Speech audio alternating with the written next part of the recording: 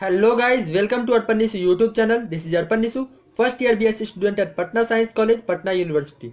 यह वीडियो मैंने सीबीएसई 12वीं 2020 में हिंदी कोड के छात्रों के लिए बनाया है। जैसा कि आप सभी जानते हैं, सीबीएसई 2020 प्रतिदर्श प्रश्न के अनुसार पत्रकारिता से 5 प्रश्न पूछे जाएंगे। इस वीडियो में मैं 75 प्रश्नोत्तरों के साथ उपस्थित हूँ और मैं यह दावा कर सकता हूँ कि इस वीडियो को देखने के बाद आपके पत्रकारिता में अंक नहीं कटेंगे। चलिए वीडियो को शुरू करते हैं। समाचार किसे कहते हैं? समाचार किसी भी ऐसी ताज़ी घटना, विचार या समस्या की रिपोर्ट है जिसमें अधिक से अधिक लोगों की रुचि हो और जिसका अधिक से अधिक लोगों पर प्रभाव पड़ रहा हो। समाचार में कौन कौन से तत्व आवश्यक हैं? नवीनता, जनरुचि, निकटता, प्रभाव आदि। एक अच्छे समाचार के कोई 3 गुण लिखिए: संक्षिप्तता, सत्यनिष्ठता और स्पष्टता।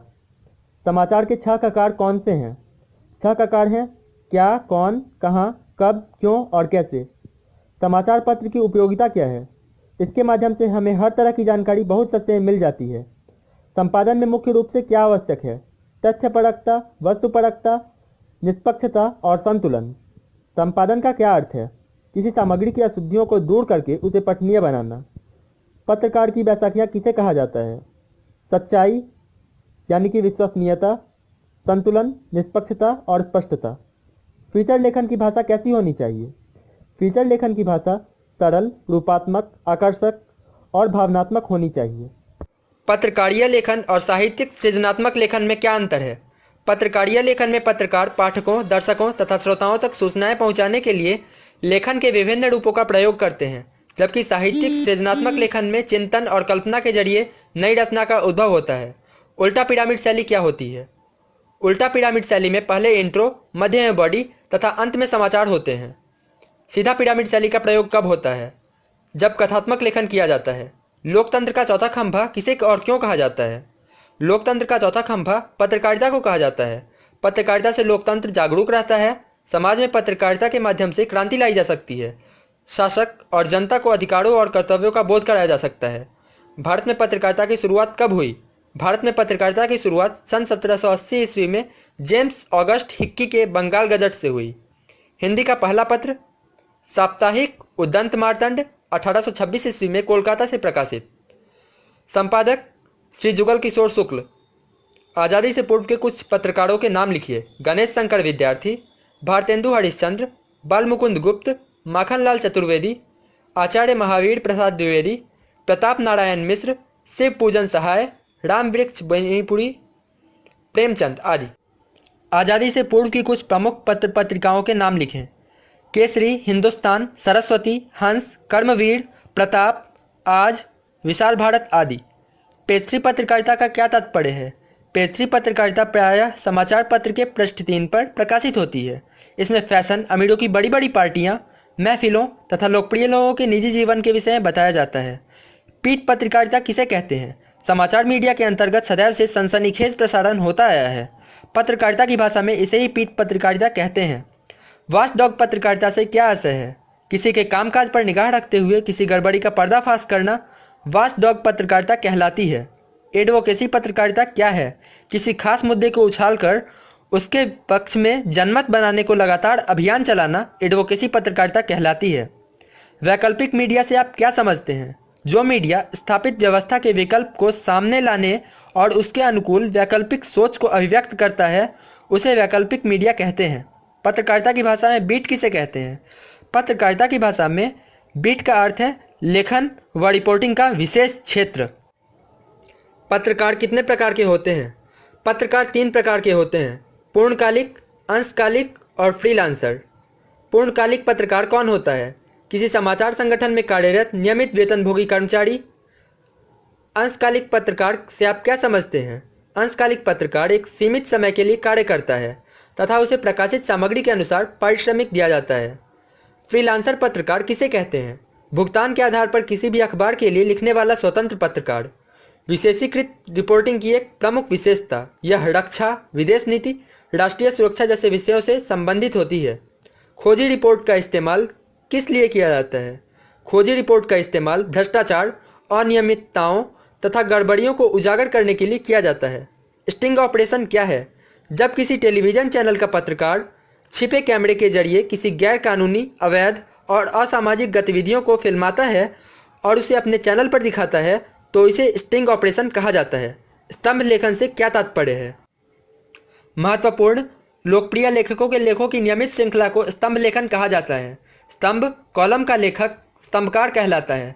डेस्क से क्या अभिप्राय है? समाचार पत्रों, टीवी, रेडियो चैनलों में विशेष लेखन के लिए अलग डेस्क होता है जिन पर समाचारों का संपादन कर छपने योग्य बनाया जाता है। डेडलाइन क्या है? समाचार माध्यमों में किसी समाचार को प्रकाशित या प्रसारित होने के लिए पहुंचने की आखिरी समय सीमा को डेडलाइन कहा जाता है। मुद्रण की शुरुआत कहाँ से हुई? चीन से। छापेखाने का आविष्कार किसने किया? जर्मनी के गुटेनबर्ग ने। भारत में पहला छापाखाना कब और कहाँ खुला? सन 1556 ईस्वी में गोवा में। अखबार का क्या दायित्व है? अखबार पाठकों को सूचना देने, जागरूक और शिक्षित बनाने तथा मनोरंजन कराने का दायित्व निभाता है। प्रिंट मीडिया के अंतर्गत आने वाले किन्हीं दो माध्यमों का उल्लेख कीजिए। समाचार पत्र, पत्रिकाएं। मुद्रित माध्यमों की सबसे बड़ी विशेषता क्या है? मुद्रित माध्यमों की सबसे बड़ी विशेषता यह है कि छपे हुए शब्दों में स्थायित्व होता है। इसे हम आराम से धीरे धीरे पढ़ सकते हैं तथा पढ़ते हुए सोच भी सकते हैं। प्रिंट माध्यम की सबसे बड़ी खामी क्या है? यह निरक्षरों के काम का नहीं है। अखबार और रेडियो में क्या अंतर है? अखबार छपे हुए शब्दों का माध्यम है जबकि रेडियो बोले हुए शब्दों का। अखबार पढ़ने के लिए होता है जबकि रेडियो सुनने के लिए। जनसंचार का नवीनतम लोकप्रिय माध्यम क्या है? इंटरनेट। इंटरनेट क्या है? यह एक ऐसा माध्यम है जिसमें print media, radio, TV, cinema आदि सभी के गुण विद्यमान हैं। भारत में इंटरनेट का पहला दौर कब शुरू हुआ? 1993 ईस्वी में। इंटरनेट पत्रकारिता के अन्य प्रचलित नाम बताएं। ऑनलाइन पत्रकारिता, साइबर पत्रकारिता तथा वेब पत्रकारिता। इंटरनेट पत्रकारिता की लोकप्रियता के क्या कारण हैं? इसमें प्रिंट मीडिया, पुस्तक, रेडियो, टीवी, सिनेमा आदि सबके गुण विद्यमान हैं। अंतःक्रियात्मक माध्यम होने के कारण दर्शक मूक न रहकर सवाल जवाब भी कर सकते हैं। संचार शब्द की उत्पत्ति किस शब्द से हुई? संचार शब्द की उत्पत्ति चर शब्द से हुई है। चर का क्या अर्थ है? चर का अर्थ है चलना या एक स्थान से दूसरे स्थान तक पहुंचना। संचार से आपका क्या अभिप्राय है? संचार दो या दो से अधिक व्यक्तियों के बीच सूचनाओं, विचारों और भावनाओं का आदान प्रदान है। संचार के तत्व कौन कौन से हैं? संचार के तत्व स्रोत, डिकोडिंग, संदेश, फीडबैक और शोर हैं। डिकोडिंग का क्या अर्थ है? डिकोडिंग का अर्थ है प्राप्त संदेश में निहित अर्थ को समझने की कोशिश। फीडबैक से हमें क्या पता चलता है? फीडबैक से हमें यह पता चलता है कि संचारक ने जिस अर्थ के साथ संदेश भेजा था वह उसी अर्थ में प्राप्तकर्ता को मिला था। शोर से आपका क्या अभिप्राय है? संचार प्रक्रिया में कई प्रकार की बाधाएं आती हैं। इन बाधाओं को शोर कहते हैं। सांकेतिक संचार किसे कहते हैं? संकेतों के द्वारा विचारों का आदान प्रदान ही सांकेतिक संचार कहलाता है। समूह संचार क्या होता है? जब एक समूह आपस में विचार विमर्श या चर्चा करता है तब समूह संचार होता है। टीवी खबर की प्रस्तुति के कुछ प्रमुख तरीके बताइए। फ्लैश या breaking news, dry anchor, phone in, anchor visual, anchor bite, anchor package, live आदि। फ्लैश या ब्रेकिंग न्यूज का क्या आशय है? फ्लैश या ब्रेकिंग न्यूज का आशय उस बड़ी खबर से है जो खबरों को रोककर कम शब्दों में दर्शकों तक पहुंचाई जाए।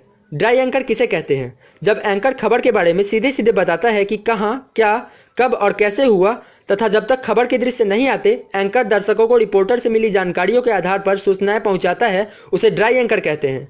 फोन इन से आप क्या समझते हैं? फोन इन वे सूचनाएं या समाचार होते हैं जिन्हें एंकर रिपोर्टर से फोन पर बातें करके दर्शकों तक पहुंचाता है। इसमें रिपोर्टर घटनास्थल पर मौजूद होता है। एंकर विजुअल से क्या आशय है? घटनाओं के दृश्यों के आधार पर लिखी गई खबर जिसे एंकर पढ़ता है एंकर विजुअल है। इसकी शुरुआत सूचनाओं से होती है और उनकी पुष्टि के लिए संबंधित दृश्य दिखाए जाते हैं। एंकर बाइट का क्या तात्पर्य है? बाइट का अर्थ है कथन। एंकर बाइट दूरदर्शन द्वारा प्रसारित किसी समाचार को पुष्ट करने के लिए दिखाई जाने वाली एक प्रक्रिया है जो घटना से संबंधित होती है। किसी घटना की सूचना देने के लिए तथा उसकी चित्रमयी झांकी प्रस्तुत करने के लिए इसका प्रयोग किया जाता है। इसके अतिरिक्त संबंधित व्यक्तियों के कथन को प्रत्यक्ष दिखाकर सूचना अथवा समाचार को प्रामाणिक बनाया जाता है। लाइव से क्या तात्पर्य है? किसी खबर का घटनास्थल से सीधा प्रसारण होने को लाइव कहा जाता है। इसके लिए मौके पर मौजूद रिपोर्टर और कैमरामैन घटना के बारे में सीधे दर्शकों को दिखाते और बताते हैं। रेडियो का आविष्कार किसने और कब किया? रेडियो का आविष्कार 1895 ईस्वी में जी मार्कोनी ने वायरलेस के जरिए किया। विश्व का पहला रेडियो स्टेशन कब और कहाँ खुला? 1892 ईस्वी में अमेरिकी शहर पिट्सबर्ग, न्यूयॉर्क व शिकागो में विश्व के शुरुआती रेडियो स्टेशन खुले। ऑल इंडिया रेडियो की स्थापना कब हुई? सन 1936 ईस्वी में। भारत में आकाशवाणी और दूरदर्शन का नियंत्रण किसके पास है? भारत में आकाशवाणी और दूरदर्शन का नियंत्रण प्रसार भारती के पास है। विश्व में टेलीविज़न कार्यक्रम कब शुरू हुए? 1927 ईस्वी में अमेरिका में। भारत में टीवी की शुरुआत कब हुई? 15 सितंबर 1959 ईस्वी में। सिनेमा का आविष्कार कब और किसने किया? सिनेमा का आविष्कार 1883 ईस्वी में थॉमस अल्वा एडिसन ने किया। विश्व की पहली बोलती फिल्म कौन सी है? द अराइवल ऑफ ट्रेन, 1894 ईस्वी, फ्रांस। भारत की पहली मूक फिल्म राजा हरिश्चंद्र, 1913 ईस्वी, निर्माता दादा साहब फाल्के। भारत की पहली बोलती फिल्म आलमाड़ा, 1931 ईस्वी। संचार प्रक्रिया की शुरुआत कब होती है? जब स्रोत या संचारक एक उद्देश्य के साथ अपने किसी विचार, संदेश या भावना को किसी और तक पहुंचाना चाहता है, तब संचार की शुरुआत होती है। सफल संचार के लिए क्या आवश्यक है? सफल संचार के लिए आवश्यक है कि संदेश ग्रहीता भी भाषा यानी उस कोड से परिचित हो जिसमें आप अपना संदेश भेज रहे हों। PDF लिंक वीडियो के डिस्क्रिप्शन में है। अगर चैनल पर पहली बार आए हैं तो चैनल को सब्सक्राइब करें, वीडियो को लाइक करें, शेयर करें, कमेंट करें और सब्सक्राइब करें ताकि अधिक से अधिक छात्रों को इस वीडियो का फ़ायदा मिले। जय हिंद।